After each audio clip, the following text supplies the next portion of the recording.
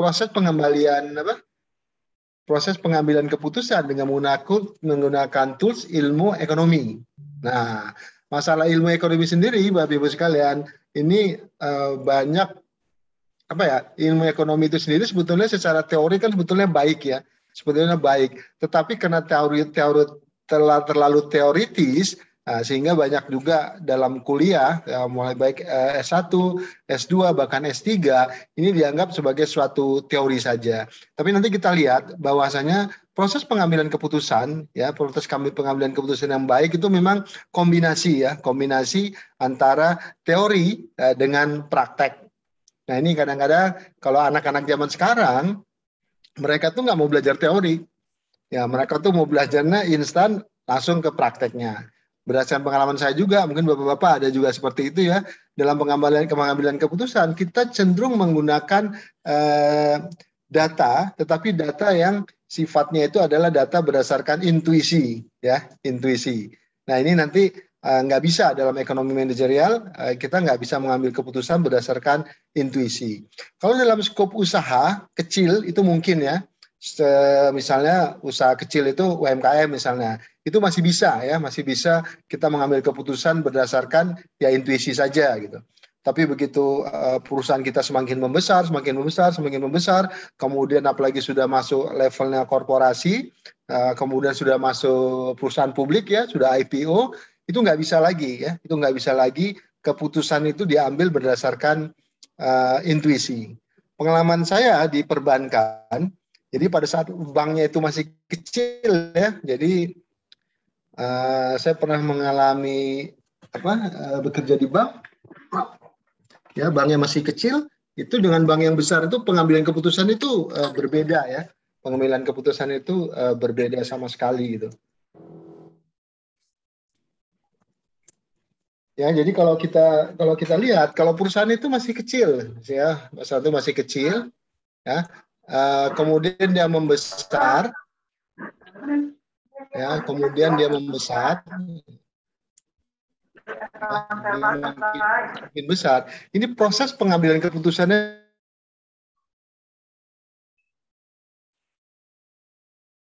pasti berbeda ya, layernya nggak banyak, jumlah orangnya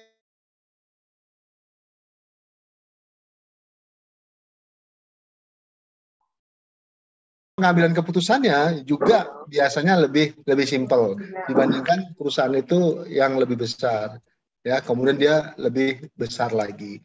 Nah, makanya para CEO ya, para CEO, para direktur itu kalau kita lihat, saya kebetulan punya pembanding ya. Saya bekerja di yang murni CEO-nya itu orang Indonesia gitu ya, murni orang Indonesia dengan CEO-nya campuran. Itu sangat berbeda. Pola metodologi pengambilan keputusannya itu sangat berbeda. Itu satu, ya hal yang saya catat ya, pengalaman saya.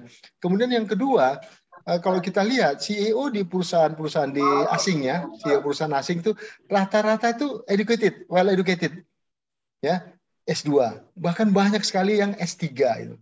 Nah, jadi mereka tuh sekolah ya bukan untuk apa-apa, tapi memang untuk menambah wawasan terkait dengan metodologi pengambilan keputusan. Jadi memang sangat berbeda gitu ya. Mohon maaf, misalnya saya punya direksi S1, itu beda. S2, S3 itu metodologi mereka tuh berbeda-beda. Kalau disuruh kerja loh ya, S1 mungkin lebih canggih. Jauh lebih canggih ya daripada yang S2. Tapi begitu masuk ke konsep strategik, biasanya yang S1 tuh nggak punya konsep dia. Jadi dia bekerja berdasarkan pengalaman, ya, bekerja berdasarkan pengalaman. Nah, kemudian kalau yang S3 biasanya dia lebih luas lagi karena memang kita terpaksa atau dipaksa untuk banyak membaca teori, membaca jurnal, kemudian membaca perkembangan ilmu. Kemudian dari isi pembicaraan, kalau istilah orang sekarang itu isinya itu daging semua gitu loh. Karena segala sesuatu dia berdasarkan ada dalilnya, katakan demikian, ada acuannya, ya, ada acuannya. Nah, ini Bapak Ibu sekalian, jadi fungsi kuliah ambil S2 kalau menurut saya itu Bapak Ibu sekalian harus bisa menerapkannya nanti di pekerjaan gitu. Banyak sebetulnya yang bisa diterapkan berdasarkan teori-teori di bangku kuliah ya. Saya punya pengalaman waktu di Bank Danamon ya, waktu di Bank Danamon jadi dia mengalami kepemilikan itu perorangan ya. Jadi waktu itu sudah besar sih Danamon, waktu itu nomor udah 10 besar lah ya. Dia perorangan. Maksudnya perorangan ini pemegang ultimate shareholder-nya itu adalah Pak Usman Atmajaya ya. Direksi-direksinya itu semua pakar semua ya, ahli di bidang perbankan. Nah, kemudian dia di take over artinya waktu itu masuk ke BPPN, kemudian manajemennya diganti dengan waktu itu rata-rata dari Temasek ya. Temasek Singapura ya. Nah, setelah Singapura, dari Singapura ada dari Bank Niaga, waktu itu Bank Niaga ya.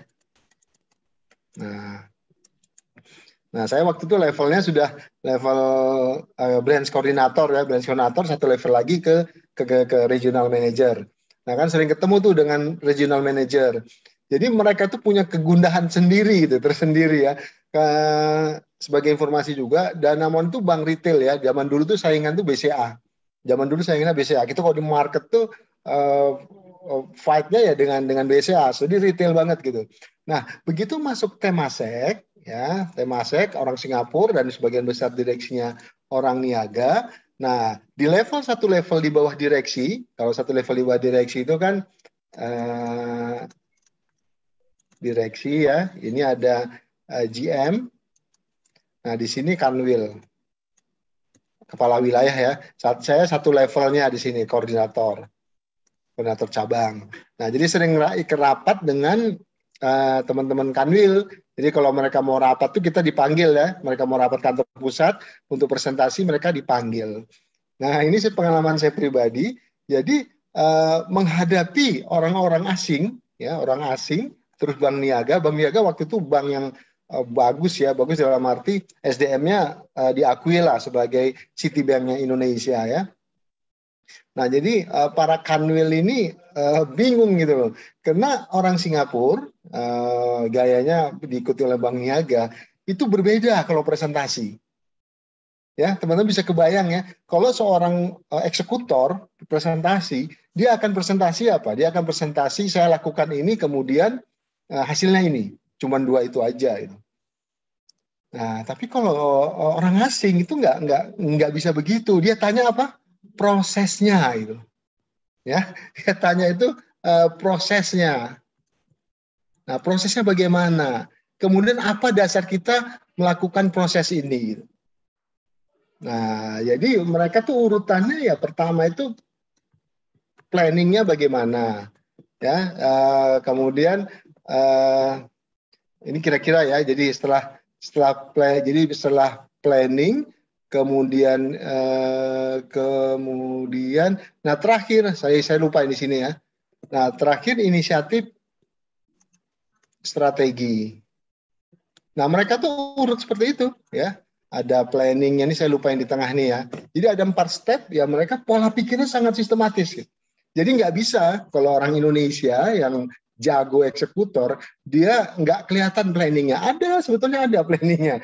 Ada sebetulnya planning. Nggak mungkin ya seorang pimpinan wilayah nggak ada planning. Dia ada planningnya. Tapi dia jumping biasanya langsung ke eksekusi. Ya, langsung ke eksekusi. Ya, walaupun kalau sekarang kita baca 4DX ya, kuncinya adalah eksekusi sebetulnya.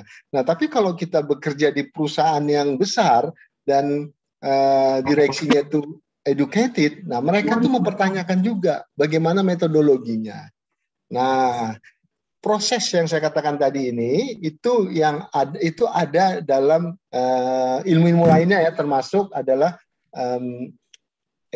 manajemen yang kita pelajari ini ya, yang kita pelajari ini merupakan bagian dari proses. Nah, ilmu-ilmu lainnya tuh ada ya, misalnya teori marketing ada, teori leadership ada, semua ada. Nah, jadi maksud saya, Bapak Ibu sekalian, dalam mempelajari ini memang sekali lagi kelemahan orang Indonesia itu metodologi, Bapak Ibu ya. Jadi ini yang harus kita perbaiki. Misalnya yang mau naik jabatan atau nanti supaya kita kelihatan berbeda ya, supaya kelihatan berbeda di kantor yang ingin karirnya bagus. Nah, itu zaman sekarang apalagi Bapak Ibu sekalian harus sudah berani memasukkan teori dalam pengambilan keputusan ya. Ya, dalam decision itu harus berani menggunakan teori-teori. Termasuk nanti misalnya Bapak di bagian marketing misalnya. Bapak harus berani menggunakan teori-teori marketing. Ya, kemudian apalagi ya dalam operasional misalnya. Kemudian dalam semua hal ya, semua hal leadership ya, itu Bapak Ibu sekalian harus berani menggunakan teori-teori dalam bekerja. Nah, sekarang ini kalau saya lihat perkembangan terakhir ya para direktur bank, mungkin Bapak bisa cek. Kalau saya alami karena saya tahu, karena saya di perbankan ya, coba dicek berapa orang direktur bank yang S3. Aja ternyata kan nggak banyak. Bukan berarti mereka lebih baik loh ya. Bukan mereka berarti lebih baik yang S3. Tetapi kalau di luar negeri itu sudah standar biasa saja. Ya, doktor, PhD, ya, PhD. Nah, tapi kalau saya lihat dalam perspektif yang lebih yang lebih luas, itu ya diperlukan. Nah, ke depan juga buat bapak-bapak nih ya, buat bapak-bapak, kalau di luar negeri, ya, di luar negeri, di Indonesia lagi dimulai ya, Kampus Merdeka, Merdeka Belajar ya. Kampus Merdeka, Merdeka Belajar. Nah, itu dibutuhkan ya dosen yang praktisi. Ya, dosen yang praktisi. Nah, ini peluang nih buat Bapak-bapak untuk yang sudah bekerja ya, untuk menjadi dosen. Nah, karena nilainya tinggi, ya, nilai tinggi dosen yang praktisi. Di luar negeri ya, di luar negeri itu praktisi yang guru besar itu banyak ya, yang sudah profesor di luar negeri itu banyak. Nah, jadi dia begitu selesai bekerja di perusahaan umur 55-56 langsung melanjutkan, langsung bisa dapat guru besar, dapat penyetaraan dia. Nah, kalau di Indonesia kayak saya ini nggak bisa, saya tetap dari, kalau status dosen saya tetap dari paling bawah ya, jadi asisten ahli ya, kemudian lektor kepala, ini baru guru besar. Nah, saya nggak bisa, walaupun saya praktisi, tapi karena saya S3, mulainya bisa dari lektor. Tapi ke sini itu jauh banget gitu. Nah, ini sekali lagi memang perlu kombinasi antara praktisi dengan akademisi. Ya, ini saya katakan mungkin Bapak Ibu ada peminatannya di dosen, ya itu bisa bertukar pikiran dengan teman-teman yang praktisi. Nah, dosen itu sendiri sekarang didorong untuk menjadi praktisi. Ya, mereka tuh didorong untuk menjadi misalnya komite di perusahaan, ya, menjadi komisaris, banyak sekarang itu, dan dia dapat atau magang, ya. Dosen juga punya magang loh, 6 bulan sebagai apa misalnya di perusahaan, itu dapat nilai sendiri gitu.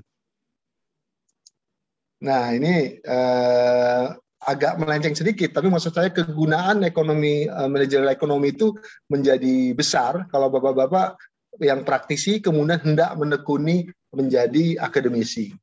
Ya, nah begitu juga nanti kalau yang akademisi itu akan bermanfaat juga karena terbuka. Kalau dulu kan nggak ada tuh, terbuka peluang untuk menjadi praktisi juga. Ya tentunya nanti ditambah dengan ilmu lainnya. Videonya ya, jadi sangat penting ya Bapak Ibu sekalian, bagaimana kita bisa menerapkan ilmu ekonomi khususnya dalam kehidupan kita sehari-hari sebagai praktisi di kantor. Baik, ada pertanyaan sampai di sini? Saya, Pak Dosen. Ya, silakan Pak Deddy. Tadi Pak Dosen mengatakan bahwa seorang pimpinan di perusahaan itu ada yang berdasarkan intuisi dan ada yang berdasarkan teoritis gitu ya Pak Dosen ya. Nah, bisa tidak kita mengambil membedakan dari sisi mananya nih Pak Dosen bahwa ini pimpinan yang berdasarkan intuisi dan ini pimpinan yang berdasarkan teoritis gitu. Hal mendasar apa nih yang membuat perbedaan keduanya gitu Pak Dosen. Terima kasih Pak Dosen. Oke, makasih. Nah, tadi saya sudah cerita sedikit ya Pak Deddy dan Bapak Ibu sekalian. Jadi saya bisa merasakan, karena saya juga pernah bawahan, kemudian pernah atasan. Nah, kalau kita sebagai bawahan, kita bisa melihat ya, bisa melihat itu atasan kita ini orangnya punya konsep nggak sih, punya strategi nggak sih. Ya sambil contoh, saya juga ambil contoh anak saya sendiri Pak. Anak saya sendiri masuk ke Bank BNI Syariah waktu itu Pak, BNI Syariah. Dia kebetulan S1-nya di IPB, ITB Pak, SBM. Nah, itu dia bolak-balik marah Pak, anak-anak milenial sekarang Pak. Itu saya suka ngingetin dia, nggak boleh kita menilai atasan. Tapi dia bilang Pak, atasan kok gitu Pak? Planningnya nggak jelas, strateginya nggak jelas. Pokoknya kita disuruh kerja aja. Dia kalau ditanya, ya cuman saya dulu begini gitu Pak Deddy. Nah, dari jawaban itu bisa terlihat. Nah, saya kemudian saya pernah jadi direksi Pak ya di salah satu bank. Nah, di situ juga kelihatan Pak, mana yang berdasarkan pengalaman, kan banyak Pak. Bukan berarti jelek Pak, enggak. Saya katakan tadi tergantung skala usahanya Pak. Ya skala usahanya. Kalau masih kecil masih bisa, nggak ada masalah gitu. Tapi maksud saya alangkah baiknya kalau kita ini Bapak-bapak Ibu sekalian yang levelnya sudah manajer ke atas, sebaiknya diimbangi dengan teori Pak, konsep. Jadi kita kuat gitu. Misalnya kita mau bicara tentang kondisi COVID Pak ya kondisi COVID. Coba misalnya disuruh dibuatkan bisnis model yang lagi jatuh Pak, misalnya ya bisnis model laundry Pak, laundry ya, bisnisnya laundry lah. Nah, bisnis model laundry kebetulan saya punya misalnya Pak ya, saya punya laundry ini Pak ya, ini ada misalnya kampus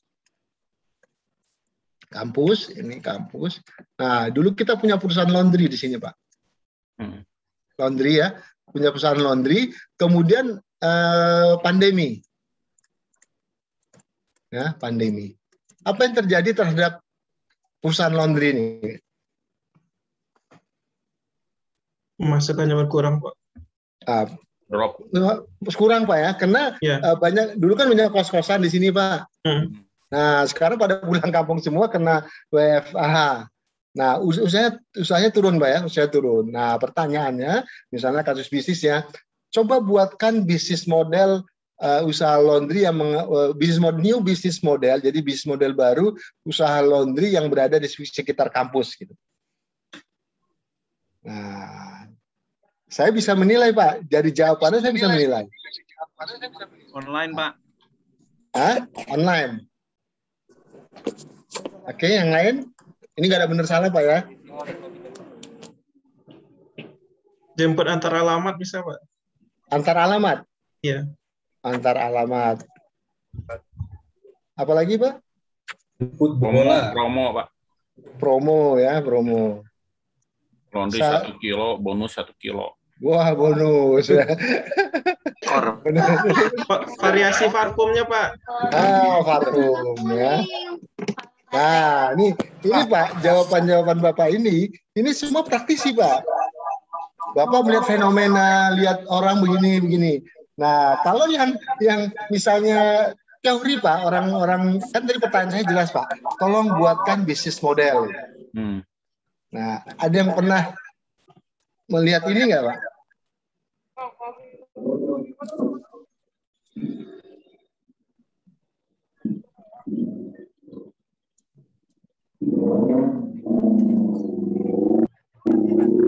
Satu, dua, tiga, empat.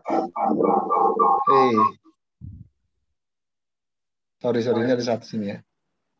4, 5, 6, 1. Sorry. 1, 2, 3, 4, 5, 6. Ini sorry. 4, 5, 6, 7, 8, 9.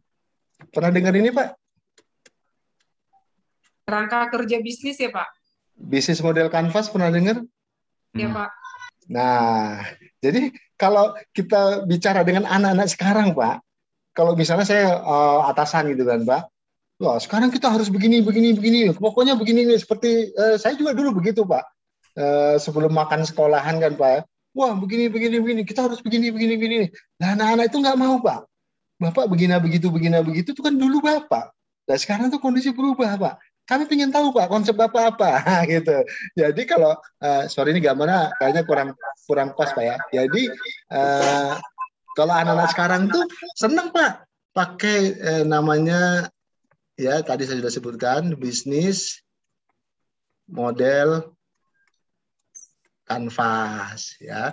Jadi kalau kita nanti Bapak belajar strategik bisnis model kanvas itu dengan satu slide Pak, satu gambar yang tadi 9 kotak tadi, Bapak bisa bicara tentang apa? Tentang produk Pak. Jadi value proposition, bicara tentang marketing, ya, bicara tentang keuangan, bicara tentang supply demand, ya, bicara tentang tadi supply demand, udah bicara tentang keuangan sudah Pak ya. Jadi ada 9 hal Pak yang pasti ditanyakan itu bisa terjawab semua dengan satu slide Pak. Nah anak-anak sekarang gitu Pak. Jadi kalau kita sebagai atasan ya pokoknya begitu nggak bisa Pak. Oh gimana kalau kita buat bisnis model kanvasnya? Nah, mereka senang tuh Pak. Mereka senang. Nah bisnis model kanvas ini kita harus ada teorinya tuh. Teorinya itu adalah design thinking. Nah, design thinking ini lagi happening Pak di Indonesia. Walaupun teori-teori ini tahun 2010 Pak ya. Ya, 2010. Nah, dengan ada startup ini masih digunakan juga sebagai tesis, disertasi juga ada. Ya, design thinking. Nah, di teori Pak, di teori saya kebetulan pakai soft system metodologi Pak. So, sistem metodologi itu sebetulnya mirip-mirip dengan design thinking. Tapi nggak sulit dinalar Pak. Saya juga kebetulan belajar dua-dua. Dan ini saya sulit menalarnya. Karena teori terlalu teoritis, tapi implementasinya agak sulit kita menerangkannya dengan pakai bahasa yang lugas, yang implementatif gitu Pak. Saya pakai soft system metodologi Pak. Ini hampir sama. Nah, tapi kalau saya bicara tentang design thinking, saya pelajari, saya baca sekali dua kali sudah ketemu. Nah, ini maksud tadi Pak Dedi ya, kira-kira begitu Pak. Jadi kalau kita sebagai atasan nggak punya konsep, istilahnya dikacangi Pak sama anak-anak milenial sekarang. Percaya Pak. Jadi kalau kita pelajari karakteristik anak milenial, itu mereka itu suka menilai atasan Pak. Suka menilai atasan dan dia pinginnya atasannya itu adalah orang yang pintar. Itu udah pasti Pak. Kenapa Pak? Bapak Ibu sekalian? Karena mereka tuh orangnya kan shortcut. Pingin cepat sukses, cepat berhasil. Dia lebih suka nanya ke orang, ke atasan langsung ketimbang ikut training. Anak milenial tuh nggak suka training Pak. Jadi kalau bapak-bapak nanti punya staff itu kalau diikutkan training, saya bilang kemarin Pak, mereka itu cuma bisa menyerap berapa kemarin? Kalau ada yang ingat 10 sampai 20% Prof. Nah, 10% cuman, 10%. Yang 20 tergantung metodologi trainingnya. Nah, kalau saya ngasih training bisnis model kanvas, itu bisa 20%. Karena kita praktek langsung, ada kayak game gitu loh, ada kayak gamesnya. Jadi game kayak game training gitu, sehingga bisa lebih anak-anak itu senang. Tapi kalau suruh klasikal, ya suruh duduk 1 jam aja, mereka tuh udah gelisah. Nah, ini yang saya katakan ya kita memang harus memiliki landasan teori yang praktek, ya artinya implementatif dan juga boleh juga misalnya dengan teori yang kan banyak sekarang tuh Pak. Sebagai contoh, misalnya Porter Pak ya, 5 Porter ya. Nanti Bapak-Bapak akan belajar juga nih ya, 5 Porter. Nah, 5 Porter ini biasa di marketing. Ya, nanti ini implementatif juga. Ya, banyak lah sebetulnya yang implementatif juga dan biasanya ini di konsultan Pak. Konsultan itu dia sudah menyaring beberapa teori yang implementatif gitu. Nah, bapak-bapak harus rajin lah buka-buka webnya konsultan. Kira-kira gitu Pak Dedi. Boleh satu lagi? Ya, silakan Pak. Tapi kan kadang di Indonesia ini Pak, pemimpin-pemimpin atau di Indonesia kadang menganut sistem bahwa atasan itu selalu benar gitu loh Pak. Nah, jadi bagaimana nih Pak dosen kalau misalnya kita punya atasan yang seperti ini gitu kan? Tadi kata Pak dosen kan akan lebih baik, alangkah baiknya menggunakan konsep teori dulu gitu kan. Nah, kebetulan saya sendiri juga sekarang sedang mengelola satu usaha gitu Pak dosen. Memang kadang-kadang dilema juga Pak dosen ketika kita lemah di teori gitu kan, akhirnya institusi yang kita pakai gitu. Nah, bagaimana mengatasi hal ini gitu Pak dosen, supaya tadi yang kata Pak dosen katakan, supaya kita tidak dilecehkan oleh bawahan kita gitu. Tapi sementara di sisi teori juga kita lemah gitu. Nah, bagaimana, ada nggak siasat atau sesuatu yang bisa kita sampaikan gitu Pak dosen, atau kita gunakan gitu. Terima kasih Pak dosen. Oke, makasih. Jadi ini kalau jawabannya itu bisa beda-beda ya Pak Dedi ya. Ya. Kalau dulu saya itu selalu menganut paham, saya akan punya tim Pak, think tank itu talent gitu. Jadi misalnya di bagian marketing saya ambil 2, bagian kredit saya ambil 2, bagian operation saya ambil 2. Nah setiap sore saya ajak diskusi Pak. Saya ajak diskusi ya. Jadi mereka juga saya biasakan untuk untuk biasa membaca juga. Saya waktu kepala cabang itu sudah begitu Pak. Saya bedah buku istilahnya. Jadi saya punya buku, saya ingat banget yang sering saya bahas itu Who Moved My Cheese gitu ya. Itu buku lama, saya baca, saya perlukan karena waktu itu tadi Bank Danamon mau diambil alih oleh Temasek. Ya, jadi kita mengalami suatu proses perubahan nih, transformasi. Ya, transformasi, makanya pas saya baca buku Who Moved My Cheese, itu saya suruh baca semua Pak. Kita bedah buku. Nah dari situ kita bisa meningkatkan pemahaman mereka. Itu yang pertama. Yang kedua, kalau saya dulu adalah bagaimana membuat bawahan itu pinter, Pak. Nah, jadi sebetulnya kalau kita punya keinginan untuk membuat mereka pintar, Pak, mereka itu akan appreciate bahwasanya kita itu orang yang peduli terhadap ilmu, Pak. Jadi saya waktu jadi kepala divisi ya Pak, group head Pak, itu teman-teman saya dorong kuliah. Ya, saya dorong kuliah jam 5 pulang, saya suruh Pak pulang. Udah jangan di kantor karena kuliahnya malam, saya bilang gitu Pak. Nah dari situ mereka appreciate Pak, appreciate dalam arti wah ini aware nih terhadap pendidikan. Nah sehingga mereka pasti melihat kita Pak ya, pasti melihat kita artinya wah ini bapak ini berarti kan paham betul pentingnya pendidikan. Nah itu yang kedua. Kemudian yang ketiga Pak, kita harus juga tetap mengupgrade diri tentang banyak hal Pak, tentang banyak hal misalnya banyak kan itu sekarang sertifikasi atau training yang terkait dengan pengembangan sumber daya manusia Pak. Nah sebagai contoh kalau Bapak berminat misalnya itu ada coaching Pak, coaching itu tidak sederhana Pak. Saya dulu certified coaching bayarnya 22 juta Pak. Jadi certified coaching 22 juta. Jadi kalau kita lihat Pak ya, ini training, ya, training, mentoring. Nah yang paling tinggi itu coaching Pak, coaching, training, mentoring, coaching. Ada satu lagi yang saya lupa yang kaitan dengan psikologi itu Pak ya, saya lupa. Nah kalau training ini paling basic nih Pak. Paling basic. Makanya dia di sini hanya 10%, maaf. 10%. Nah, orang yang di mentoring itu bisa 20%, Pak. Nah, coaching itu merubah attitude, Pak. Makanya dia di sini dampaknya bisa 70%. Ini bedanya, Pak. Kalau ini trainernya itu ngomong saja, Pak. Seperti saya ini coaching, Pak. Training. Saya ngomong aja, Bapak dengar sekali-sekali Bapak tanya, Pak Dedi tanya, selesai kelas, Pak Dedi lupa, saya juga lupa. Saya udah hampir pastikan itu Pak. Paling yang nyantol satu dua statement aja lah. Nah, kalau mentoring, nah, kita ada satu project, kita kerjakan bersama. Kalau Bapak ada kendala, Pak ini gimana? Kok begini-begini? Saya kasih mentor, saya kasih caranya itu Pak. Itu mentoring. Pak Dedi atau yang lain langsung paham tuh.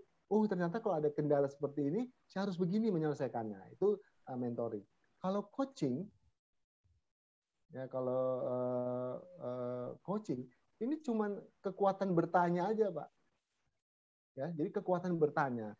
Kita mengeksplor orang Pak. Jadi intinya gini Pak, Bapak Ibu ya. Misalnya saya mau coaching Pak Dedi ini, ya. Saya mengeksplor Pak Dedi dengan pertanyaan-pertanyaan. Ya. Misalnya Pak Didi, kita tentukan topiknya ya. Pak Didi, ini kinerja saya kok sekarang turun ya. Turun, saya merasa begini. Saya merasa nggak bisa bagi waktu. Oke, kita berarti akan membahas tentang kinerja yang turun. Nah, saya menggunakan teknik bertanya, Pak. Pak Deddy, kalau dalam kondisi seperti sekarang, menurut Bapak, pencapaian Bapak itu turunnya di angka berapa, Pak ya? Kalau ada saya nilai 1 sampai 10, Bapak merasa turunnya di berapa? Oh, saya itu di levelnya 7, Pak. Oh, 7. Nah, saya eksplor lagi, Pak, dengan pertanyaan-pertanyaan, sehingga kemudian Pak Deddy itu akan menjawab sendiri sebetulnya masalah dia itu apa itu, Pak. Ya, kira-kira bisa ya? Nah, nanti harus dipraktekkan, harus ikut training dulu ya.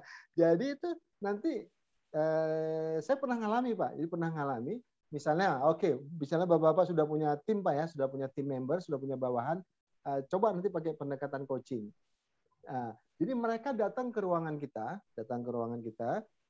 kemudian cerita, Pak, aduh saya ini begini Pak, saya punya kendala menghadapi nasabah itu sulit sekali Pak. Nah, dia cerita terus ya, saya cuma bilang, oh iya, kenapa, bagaimana gitu, cuman begitu-begitu aja. Tiba-tiba dia bilang gini, ya, oh ya Pak, udah Pak, udah ketemu Pak jawabannya. Nah itu coaching Pak, Bapak Ibu sekalian ya. Jadi kalau coaching itu kita mengeksplor orang lain dengan pertanyaan-pertanyaan, yang menjawab itu adalah nanti coaching-nya namanya ya, coaching-nya, kemudian yang membuat komitmen juga coaching-nya. Kita cuma bertanya saja, gitu Pak. Nah ini contoh skill-skill yang harus dimiliki. Nah kalau di bank itu sudah menjadi standar, semua orang harus bisa meng-coach orang lain. Bahkan di perusahaan asing, semua level harus bisa menjadi coach, ya, menjadi coach bagi partnernya. Ini saya udah praktek di perusahaan-perusahaan manufaktur, itu sudah banyak Pak yang menggunakan coach ini, khususnya yang perusahaan luar Pak ya. Gitu kira-kira Pak Deddy, atau ada Terima kasih. mau bertanya? Ya. Saya mau bertanya Pak. Silakan. Saya Abdul Rahman Pak. Ya, terima kasih atas waktunya. Assalamualaikum warahmatullahi wabarakatuh. Waalaikumsalam. Tadi kan Bapak mengatakan bahwa kalau S1 itu kan dalam ekonomi manajerial itu kan lebih kepada teori Pak. Sementara di S2 itu lebih kepada melihat fenomena yang apa terjadi di lapangan.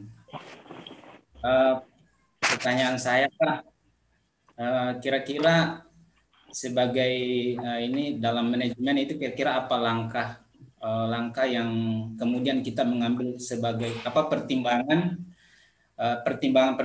yang kemudian kita mengambil mengambil sebuah keputusan. Misalnya kalau katakanlah misalnya dalam level pemerintahan gitu Pak ya.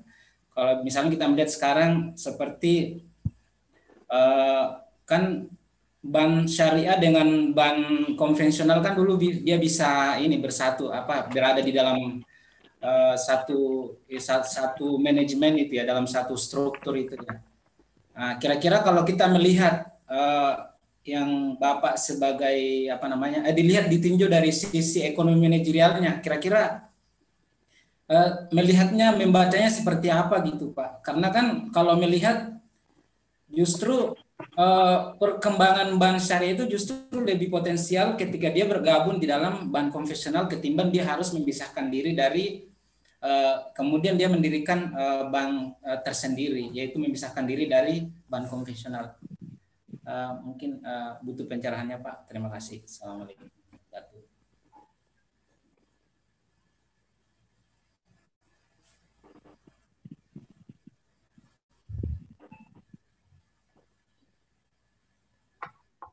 Unmute. Mute ya, sorry.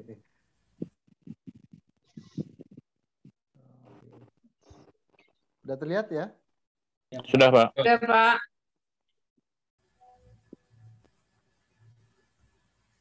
Oke. Ini nanti akan menjawab sedikit-sedikit Pak Abdurrahman ya, pelan-pelan. Jadi yang pertama kita akan belajar pengertian dan ruang lingkup ya. Kemarin kita sudah singgung. Jadi sebetulnya ruang lingkup ekonomi manajerial itu adalah masalah keputusan manajemen, ya. Masalah keputusan manajemen. Ya. Jadi keputusan yang bersifat keputusan decision ya berbasis dengan ilmu manajemen. Nah, makanya harus didukung dengan apa? Teori-teori ekonomi. Ya. Teori-teori ekonomi. Nah, kemudian ekonomi makro, ekonomi mikro itu sebagai pertimbangan ya dalam pengambilan keputusan masalah manajemen. Nah, kemudian ilmu keputusan ini ada juga yang ekonometrik, statistik, matematika ekonomi. Nah, ini ilmunya, ini toolsnya Pak ya. Di sini nggak ada yang namanya intuisi Pak. Ya, intuisi itu nggak ada. Jadi intuisi itu bukan suatu ilmu ya. Intuisi itu kalau didefinisikan ada orang yang banyak mendefinisikan adalah dengan data yang sedikit kita bisa mengambil keputusan yang tepat. Sebetulnya intuisi itu Pak, itu gitu. Jadi bukan feeling ya. Jadi Pak Abdul Rahman yang namanya intuisi itu tetap ada yang namanya data. Jadi kalau nggak ada data sama sekali itu namanya ya tebak-tebakan kalau itu ya. Tetapi orang yang punya intuisi tinggi ya adalah orang yang dengan data yang sedikit dia bisa mengambil keputusan secara tepat. Ya, jadi nggak bisa kalau nggak ada data kita mengambil keputusan. Itu bukan intuisi namanya. Nah, makanya dalam ekonomi manajerial kita harus belajar semua ini, Pak. Ekonomi makro, ekonomi mikro, kemudian baru kita mengambil keputusan. Ya, saya cerita kasus yang tadi, Pak ya, kasus yang tadi. Ini kasus Bank Syariah. Ya, Pak. Nah, saya ambil contoh begini, Pak. Nah, ya. Jadi teori ekonominya dulu, Pak ya. Teori ekonomi makronya itu adalah yang paling gampang itu kan supply demand, Pak ya. Ya, supply demand. Itu ekonomi makronya. Ya, sebetulnya ini ekonomi syariah atau bank syariah itu ada nggak sih supply-nya, Pak? Demand-nya ada nggak sih dari masyarakat? Contoh, Pak ya, sebagai contoh, saya kebetulan sedang sebagai konsultan pendamping, siapa yang orang Riau nih? Bank Riau Kepri ya. Bank Riau Kepri ini adalah bank konvensional ya. Ya, konvensional. Dia beroperasi secara konvensional, Pak, seperti Bank Mandiri yang lain-lain, Pak ya, bukan bank syariah. Kemudian dia mau konversi menjadi Bank Riau Syariah. Syariah. Nah, pertanyaannya jadi boleh jadi kasus nih, Pak. Kalau menurut Bapak Ibu sekalian ya, ini layak nggak sih dikonversi? Ingat Bapak, dia bank konvensional, artinya nasabahnya itu multi etnis ya, multi agama semua, Pak. Jadi memang bank konvensional. Nah, kira-kira bagaimana kita sebagai CEO Bank Riau Kepri mengambil keputusan harus konversi? Kira-kira pertimbangannya apa aja, Pak? Pakai feeling bisa nggak nih, Pak, kalau udah level seperti ini? Nggak bisa, Pak. Nggak bisa. Di asetnya 30 triliun, Pak ya.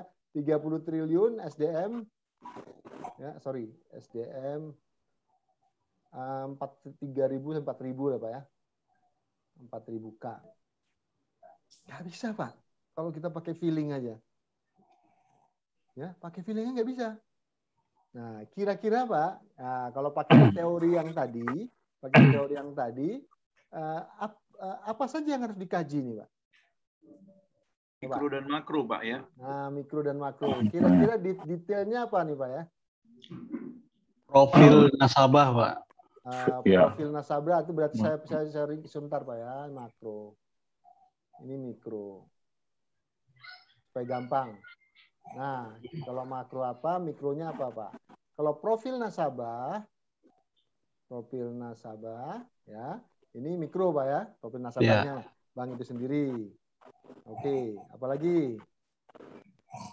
Makronya di apa namanya? Mungkin dari sisi investasinya mungkin ya, Pak ya. Investasi Iya, misalnya perputaran uangnya di makronya. Perputaran uang. Karena pasti nanti ya. Ekonomi regional, Pak ya. Ekonomi ya, betul.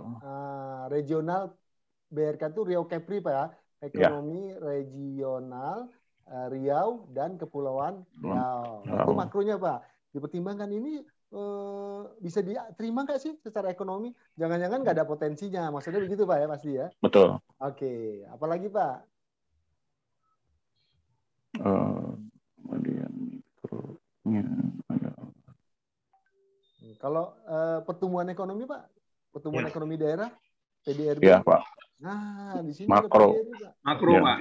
makro. PDRB. PDB. Nah, nanti ada lagi Bapak boleh masukkan unsur-unsur di situ Pak ya, apa misalnya inflasi ya. SDM Pak. SDM itu SDM di mikro ya. Mikro. SDM. Nah, apalagi Pak kira-kira mikro dan makronya?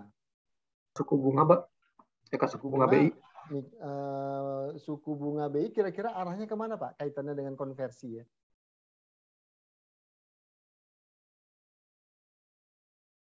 Secara ada nggak terkait dengan rencana bukanya, rencana konversi? Kalau syariah kenapa? Kalau konvensional kenapa?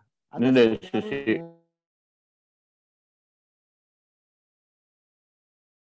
akan berubah. Ya. Produk itu mikro produk. Nah, itu SDM, produk dan sebagainya. Nah, ini sebagai contoh saja Pak. Ini bahwasanya semuanya harus dikaji. Kemudian cara mengkajinya gimana Pak ya? Ini contoh lagi Pak, yang makro tuh apa itu istilah awareness masyarakat Pak? Apa istilahnya itu ya? Kepedulian apa? Masyarakat gitu. Jadi masyarakat ditanya Pak, kamu kalau Bang Rio Kepri ini saya konversi menjadi syariah, setuju atau enggak? Nah, di sini Pak masuk yang tiga tadi saya katakan, ada ekonomi, ada statistik Pak. Nah, jadi itu dihitung semua, Pak. Nah, saya lakukan itu semua. Jadi kita ada ambil 1.000 sampling, Pak. Ya, 1.000, N-nya 1.000 di setiap daerah dilakukan, Pak. Misalnya di Indragiri, Hulu, di mana semua. Kita tanyain, Pak. Kita buat sampling, terus dikumpulkan lah. Nah, kesimpulannya itu ternyata 95% masyarakat itu setuju. Setuju. Nah, kita kurang percaya, Pak. Kita bedah lagi nih kan. Kita ambil sampling lagi yang nasabah, Pak. Nasabah sendiri. Kalau tadi kan seluruh masyarakat. Nasabah kita tanya, karena nasabah kan ada yang non-muslim, ada yang dari etnis ini, etnis ini. Ternyata dia datanya hampir sama, Pak. Nasabah itu malah lebih tinggi. 97% itu setuju. Nah, kemudian kita kurang percaya lagi, Pak. Dari kita sampling lagi, orang yang di luar nasabah. Kalau ini tadi kan umum, Pak. Lebih spesifik lagi, nasabah bank lain, Pak, kita ambil. Nasabah bank lain. Kita ukur juga namanya top of mind, Pak. Macam-macam, Pak, ini ya. Top of mind itu maksudnya gini, kalau orang Pekanbaru saya tanya, bank yang diingat apa? Jawaban yang pertama itu berarti top of mind-nya tinggi, Pak. Kalau dia bilang Bank Mandiri, berarti top of mind-nya di Bank Mandiri. Kemudian kalau dia bilang syariahnya, Bank Syariah Mandiri, BSM waktu itu, Pak ya, berarti top of mind BSM tinggi. Nah, itu setelah dicek, Pak, ini dari yang non-nasabah, nggak ada satupun yang menjawab Bang Rio Kepri, gitu, Pak. Jadi nasabah-nasabah bank lain ditanya, banknya nggak ada satupun, ada. Jadi istilahnya itu 1:67, Pak. 1:67. Nah, di orang yang ke 67, kalau kita tanya, bank yang dia kenal apa? Bang Rio Kepri. Nah, ini jadi alat manajemen, Pak. Oh, berarti yang non-nasabahnya itu banyak yang nggak tahu tentang apa? Tentang Bang Rio Kepri. Jadi nanti strategi kita apa? Nah, makanya larinya kemana? Ke strategi. Nah, gitu Pak. Jadi memang itu harus dikaji. Nah, keputusan ini ya kita harus paham Pak ya, berarti tentang ekonomi makro, ekonomi mikro, kemudian tools untuk mengevaluasi ini. Nah, berarti sama nanti Pak. Kalau Bapak nulis tesis, kan nanti ada toolsnya nih Pak. Nah, terusnya di sini. Jadi nanti harus pakai metodologi apa, semua segala macam itu apa. Nah, nanti kasus dan fenomenanya ada di sini Pak, bisa makro, bisa mikro. Jangan digabung Pak ya, terlalu luas Pak ya. Kalau dalam tesis atau disertasi, kalau Bapak bicara mikro aja itu udah terlalu luas Pak. Mungkin Bapak SDM saja, SDM juga terlalu luas nih, mungkin SDM syariah misalnya gitu Pak. Diperkecil aja, jadi ujung jari aja istilahnya Pak. Jangan terlalu luas juga.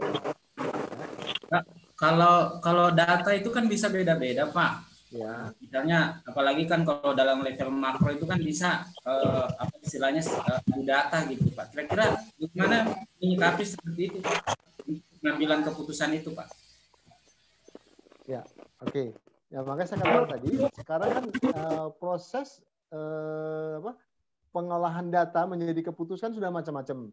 Yang tadi ini Pak, semua ini kita bisa sebutkan dengan pendekatan kuantitatif Pak. Ya, kuantitatif. Nah, sekarang biasanya itu dilanjutkan dengan FGD. Focus Group Discussion. Nah, ini FGD ini kan pakar, Pak. Nah, jadi misalnya sudah diputuskan ya, misalnya di sini setuju konversi. Setuju konversi. Nah, di sini ada catatan, Pak. Dengan syarat 1, 2, 3, 4, 5 gitu, Pak ya. Ini kan hasil kuantitatifnya. Nah, kemudian ini dibawa ke FGD. Di FGD nanti bahas lagi di sini Pak. Mungkin nanti tinggal 1, 2, 3. Ini yang menjadi perhatian kalau mau konversi. Nah, ini FGD tadi apa Pak? Maaf. Focus Group Discussion. Discussion. Fokus. Apa ya berisik? Mute dong. Nah, di sini pakai pendekatannya kualitatif, Pak. Nah, jadi yang saya katakan tadi terkait dengan konversi Bang Rio Kepri, kita ada data kuantitatifnya, Pak. Pendekatannya pakai sampling, gitu-gitu, Pak. Kita ambil sampling. Nah, setelah itu kita FGD-kan. Kita FGD-kan untuk memastikan, ya, ini betul atau enggak. Nah, makanya di kampus itu ada 2 mazhab, Pak. Mazhab kuantitatif dan mazhab kualitatif. Kualitatif. Ya. Ini sering berantem. Kalau orang sosiologi, Pak, sosiolog itu dia kualitatif. Kuantitatif tuh katanya banyak biasnya, banyak biasnya, Pak. Karena kalau semua data dimasukkan ke SPSS itu pasti keluar hasilnya, Pak. Itu kalau orang kualitatif bilangnya begitu. Nah, tapi kalau orang kuantitatif bilangnya ini kalian ini sangat kasuistis nih, ya. Kalau kualitatif itu tergantung orangnya, tergantung yang ditanya, gitu kan. Ya, itu biasa, Pak ya. Jadi gitu. Jadi kalau misalnya ada yang datanya kita ragukan, dan bukan kita ragukan, Pak. Sebetulnya kuantitatif itu kan sudah hasil uji empirisnya sudah Pak, sudah menurut saya sudah cukup presisi. Tapi biasanya harus ada pendalaman atau dipending, Pak. Nah, dipendingnya itu ada di FGD nantinya, di FGD. Semua sekarang sudah metodologi sudah pakai FGD, Pak. Gitu. Terima kasih Pak penjelasan. Terima kasih Pak Sulaiman. Sebelum kita lanjutkan, boleh saya ambil screenshotan dulu Pak buat dokumentasi absen. Silakan. Baik Pak. Kepada teman-teman semua, mohon videonya dinyalain ya. Saya mau ambil screenshotan. Oke. Slide pertama 1, 2, 3. Ini Sakwan senyumnya tuh nggak tahan ya. Biar Bapak sehat, Pak. Ya, alhamdulillah. Ini jangan semangat, Pak. Antar lagi, tanya lagi nih. Slide kedua. 1, 2, 3. Slide ketiga 1, 2, 3. Oke, sudah. Terima kasih, Pak.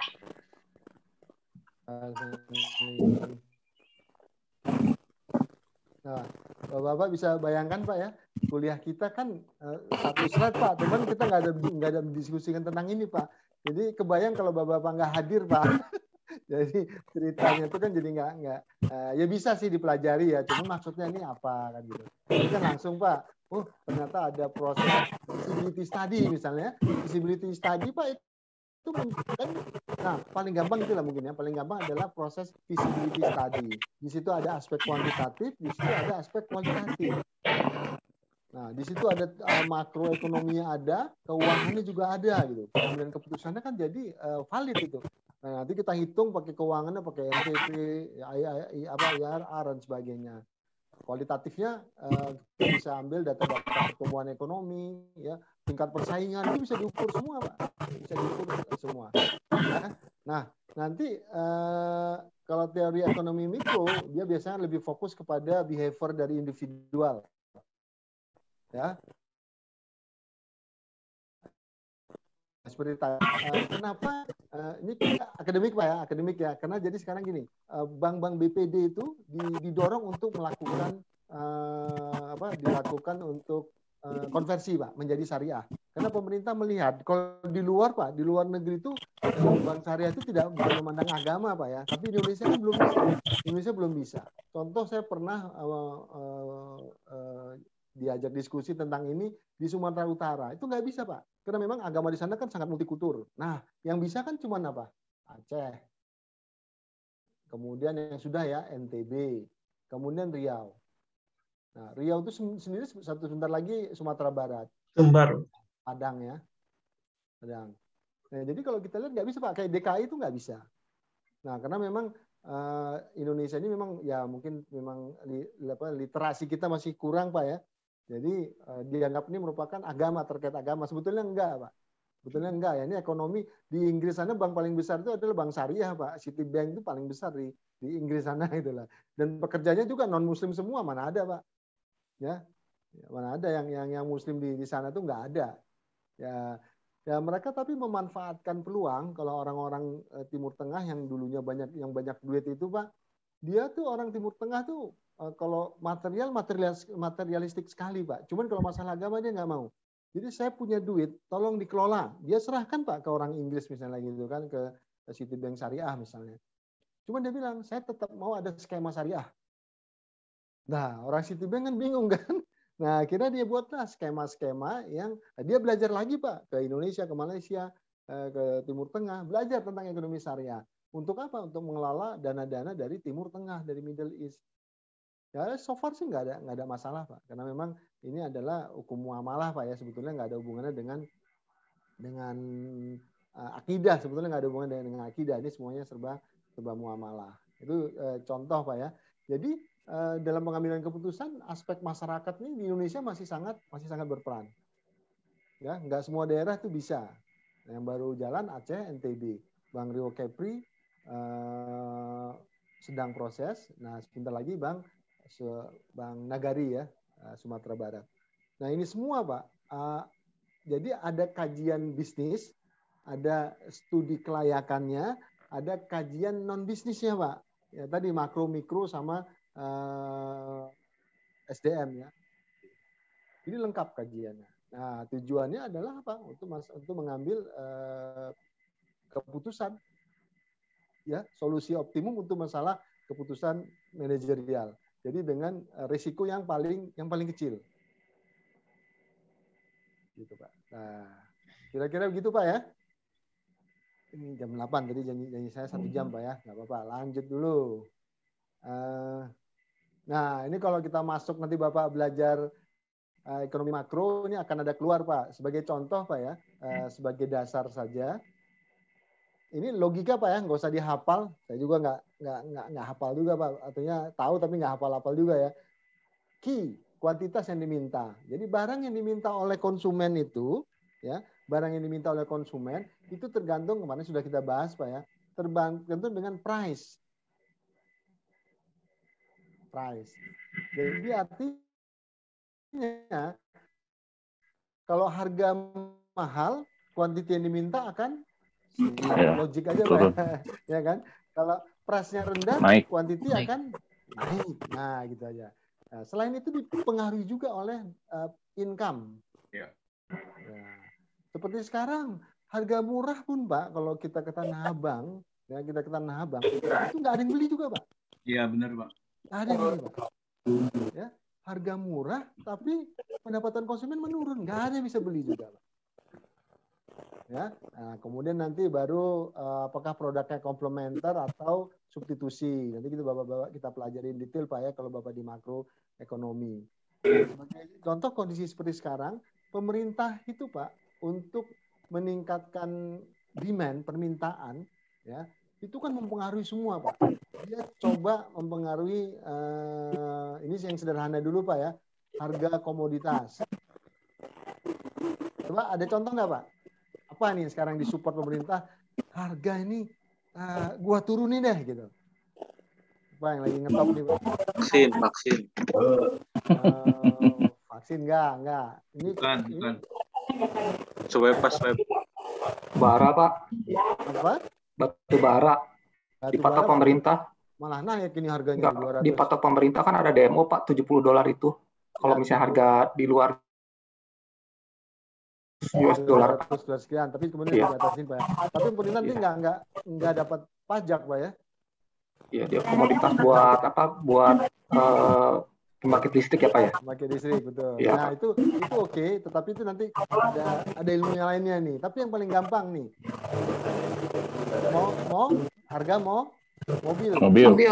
Nah, pemerintah tujuannya apa, Pak? Dia harga mobil kok dia pajaknya dia hilangkan itu.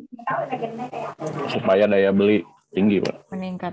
Meningkatkan industri, Pak. Ya, Industri supaya apa? pertama kan supaya harganya turun kan, Pak. Turun. Nah, Tapi nggak turun, Pak, kalau kredit. Kalau kredit nggak turun, Pak. Gitu-gitu aja. Tapi kalau kata Pak Tony, kapal mah turun, kata harga kapal. Turun. Turun ke laut, Pak. Turun ke laut. Lambat nih Pak, terlambat saya, maaf. Lambat, ya.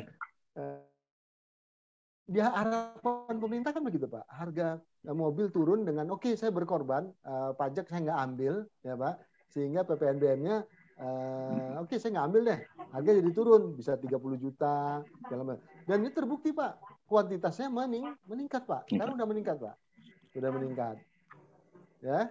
Nah, tapi permasalahannya Pak, pendapatan konsumen seperti apa? Yang ini nanti tinggal dihitung aja Pak, karena fungsinya adalah fungsi linear nih Pak ya. Iya. Nah, nanti ada komplementer nggak Pak? Misalnya nanti ada mobil green Pak ya, tenaga listrik itu kan nanti berubah lagi Pak. Nah itu kira-kira persamaan umumnya seperti itu. Nah sebetulnya faktor-faktornya Pak, parameternya kita udah tahu Pak ya. Nah tapi ngitungnya gimana ini Pak? Nah makanya dibuatlah rumus-rumus ekonometrik Pak seperti ini. Nah untuk ngitung dengan kita membuat itu, kita bisa mengestimasi Pak, bisa memforecast Pak, memforecastnya. Jadi kalau ininya naik sekian, ininya turun sekian, ininya naik sekian, turun sekian, berapa key-nya Pak? Berapa kuantitas, berapa peningkatan demand-nya? Nah, gunanya itu tadi Pak. Dengan persamaan-persamaan ini kita bisa menentukan. Kalau misalnya Astra Pak ya, dia bisa hitung tuh. Astra sekian dia hitung, harga jadi sekian, dia hitung Pak. Jadi saya bisa mengestimasi berapa produksi saya sampai dengan bulan Desember. Kan sebetulnya kebetulan diperpanjang Pak ya sampai Desember. Rumah juga begitu Pak, sama. Pajaknya juga dihilangkan, ditanggung oleh pemerintah. Harapannya Pak, harapannya untuk mendorong developer. Nah tadi ya ada bilang, wah itu yang untung itu dong siapa? Si pabriknya. Manufakturnya, pemerintah punya jawaban juga Pak. Manufakturnya itu ada sekian puluh ribu orang yang bekerja di sana, gitu ya. Di Malakama Pak ya. Di Malakama. Tapi memang harus diambil keputusan yang diambil oleh pemerintah. Ya paling nggak pelan-pelan Pak, pelan-pelan. Nah terus pertanyaan kan begini Pak, negara lain lakukan itu nggak?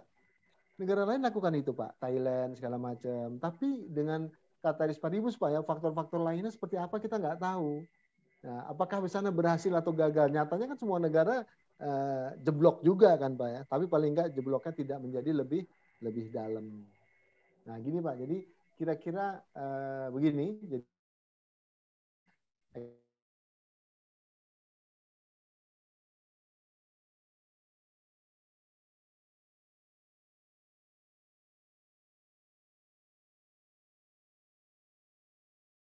ya Pak ya, nanti ada fungsional, ada akuntansi, keuangan, pemasaran, produksi, SDM. Ini semua kita pakai Pak untuk pengambilan keputusan. Ya seperti sebagai contoh paling gampang penyusunan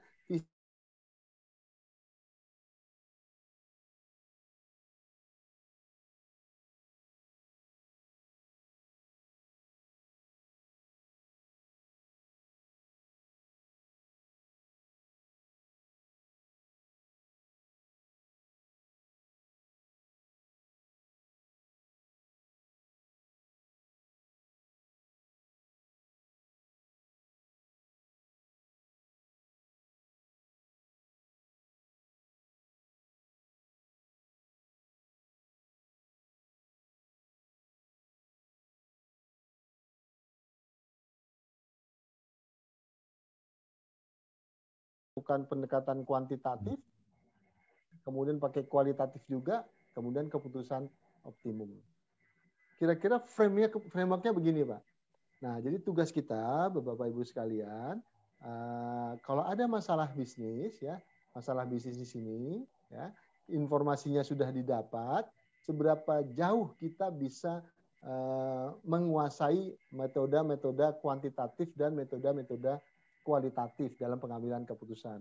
Sehingga kita disebut sebagai orang yang betul-betul paham, Pak, tentang pengambilan keputusan di perusahaan khususnya, Pak, ya. Nah, kalau kita cuman berdasarkan intuisi, pengalaman bisnis, Pak, itu sekarang udah nggak laku, Pak. Karena ya sama kayak anak saya, Pak, dia selalu bilang begini, itu kan Bapak, itu kan dulu, ya. Pak, ya, banyak kan saya kira gitu, Pak, ya, Pak Joni kalian, itu kan Bapak, itu kan dulu, Pak, sekarang udah berubah katanya. Misalnya saya bilang, Mas, Mbok nabung, ya, kalau zaman Bapak dulu, ya, saya selalu ingetin gitu, Pak. Kalau zaman Bapak itu nabung itu 60%. 60% nabung, 40%-nya untuk kehidupan gitu, Pak. Sama mereka tuh dirubah, Pak. Ya, nabung itu cuman 10.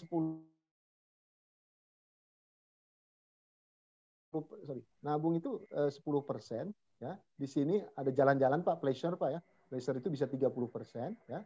Kemudian untuk kehidupan sehari-hari ya mereka tinggi juga artinya, Pak. Akhirnya bisa 60% tuh hari-hari. Nabungnya cuma 10%, Pak. Anak sekarang, Pak, ya. Jadi Bapak kalau punya anak yang anak-anak milenials dan Gen Z, nah ini, Pak. Jadi kalau saya bilang, Mas, Mbok nabung. Mbok nabung nanti kalau udah kerja beli mobil, beli rumah. Kalau ditanya beli mobil dia bilang gini, Pak. Ngapain, Pak, susah-susah beli mobil? Sekarang pakai online, Pak. Dia bilang gitu, saya nggak perlu rawat mobil, nggak perlu ada penyusutan, jual rugi, nggak perlu asuransi, nggak perlu driver. Kebayang nggak, Pak? Anak sekarang menjawab, dan ke depan tuh akan begitu, Pak. Model-model seperti itu akan banyak, model bisnis yang mana orang itu nggak mau punya mobil, karena sudah lama-lama sudah makin murah, Pak. Nah, kita sih mungkin nggak mungkin tuh terjadi, Pak. Ingat, Pak, ya, ini mudah-mudahan masih teman-teman bisa hidup 50 tahun, ya. 10-20 tahun lagi itu akan berubah semua. Termasuk rumah, Pak. Mereka bilang, ngapain saya punya rumah? Ya saya sewa apartemen saja. Di luar negeri kan sudah begitu, Pak. Orang jarang punya apartemen, sewa aja. Sewa aja. Mobil udah jarang punya, nanti parkir mahal, Pak, ya. Ntar lagi kebayang nggak kecil itu kemudian hilang, Pak, 5-10 tahun lagi.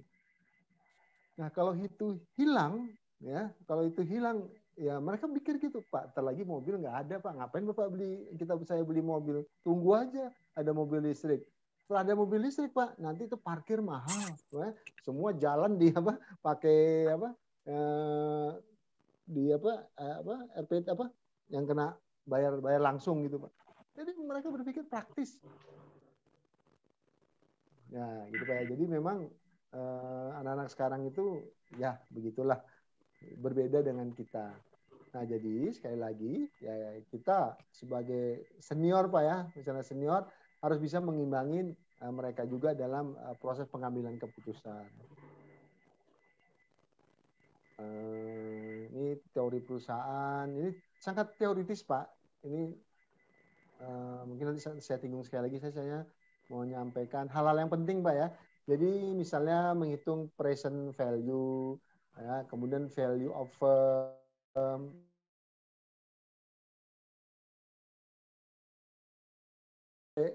itu nanti kita akan detailkan besok, Pak, ya, kira-kira bedanya apa itu future value dan present value, kegunaannya apa. Ini nanti kita bahas minggu depan. Saya hanya mau membahas di sini, Pak, ya. Nanti teori monopoli, oligopoli gitu, Pak. Nah, saya membahas di sini jadi the changing environment of managerial economic, Pak. Dengan adanya globalisasi, kemudian teknologi, perubahan teknologi. Nah, kalau yang orang kolonial, Pak, kalau ditanya apa perusahaan yang nilainya paling besar di dunia ini, Pak? Perusahaan apa, Pak? Ada yang ingat nggak, Pak? Google. Itu jawaban anak sekarang, Pak. Kalau zaman saya dulu Boeing,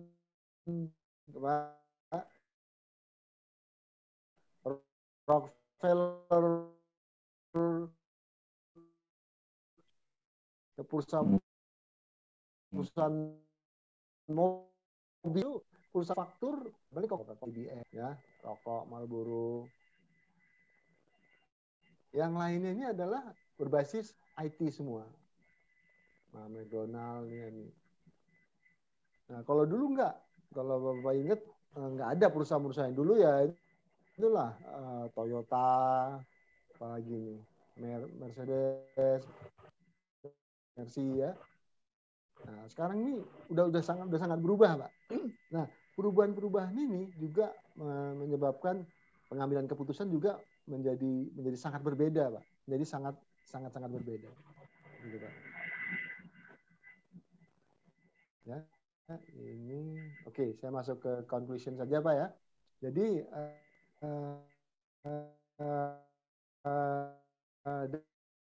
dalam satu perusahaan secara teori begini Pak ya. Nah, laba itu menjadi tanggung jawab siapa Pak? Tanggung jawab manajer. Ya, bisa manajer, bisa direksi. Pokoknya mewakili tersebut itu perannya adalah pengambil keputusan ya tentang apa yang akan dilakukan perusahaan demi tercapai maksimalisasi laba. Nah,